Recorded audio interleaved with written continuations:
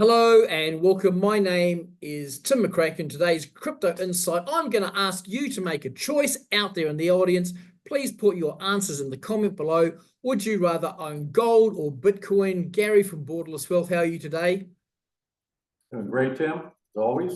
Good to see you. You're not allowed to say both before we get started, gold or Bitcoin. Oh, Bitcoin now. Yep. Now, I know there's been a shift in the paradigm. So let's look at some interesting facts, right? Now, this was in the magazine about a month or so ago. Obviously, we're now at 118,000. Tell me what you see, Gary. Well, Bitcoin has surpassed 1 kilo of gold, and that's it.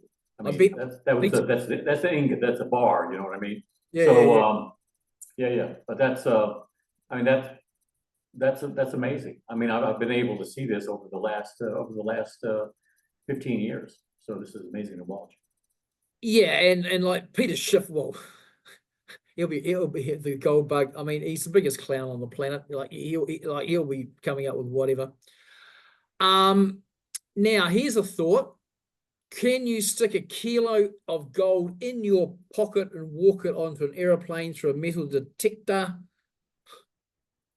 undetected? Well, you'll clear the metal detector, but you probably fall over from the weight of the of the bar itself. It's like I always like to watch those movies where these great heists where they come into these vaults and there's pallets of gold bars stacked and stacked and stacked, and then they're trying to figure out, well, now that we've got this, how are we going to move it? So it's that's Well, beautiful part about Bitcoin is the portability.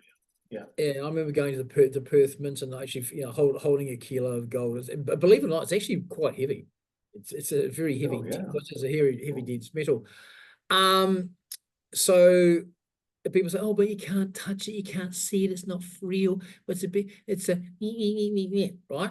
Okay, so at the end of the day, is you can stick a billion, as Michael Saylor says, can you put your skyscraper for Manhattan in your pocket, get on a plane, fly to another country, and immediately liquidate it into cash? No, you can't do that, right?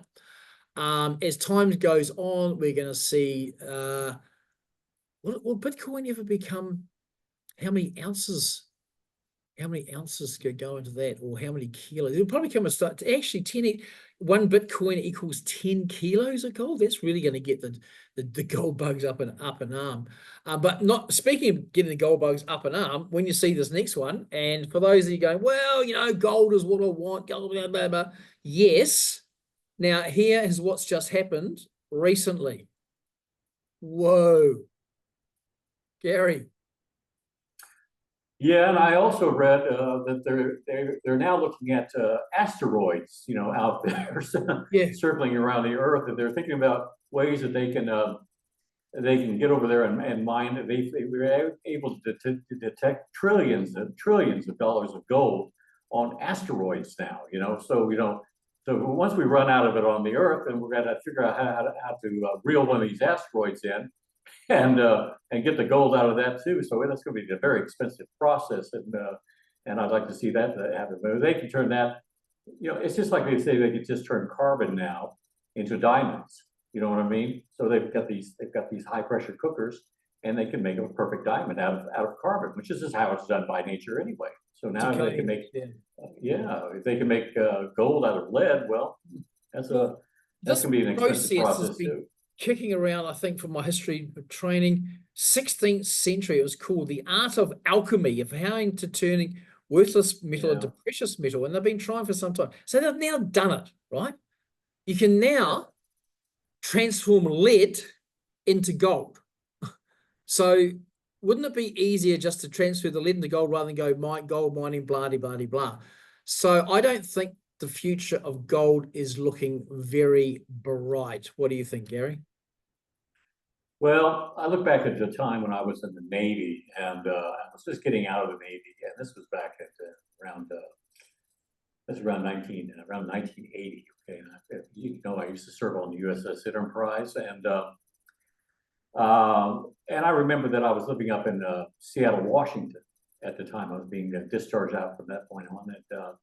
And I was talking to a guy with Merrill Lynch, and Merrill Lynch was telling me, goes, well, you need to buy some gold. You need to get that in your portfolio. Well, gold at that time was around just $200 an ounce. Yeah. And I said, well, where should I buy it? He said, you know what? Why don't I just recommend that you just get in your car and you drive up to Vancouver, and I'll give you a numismatic dealer up there. There's people that sell coins and stamps and things like that.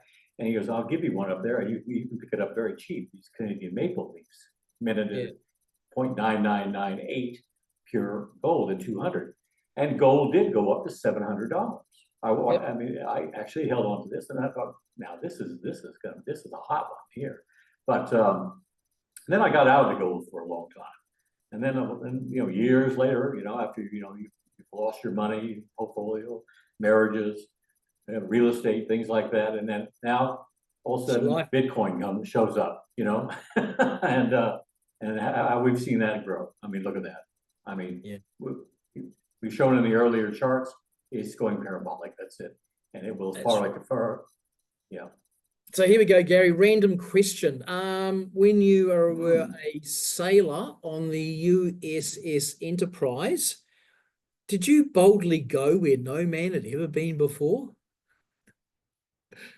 Like on Star Trek? I think I did.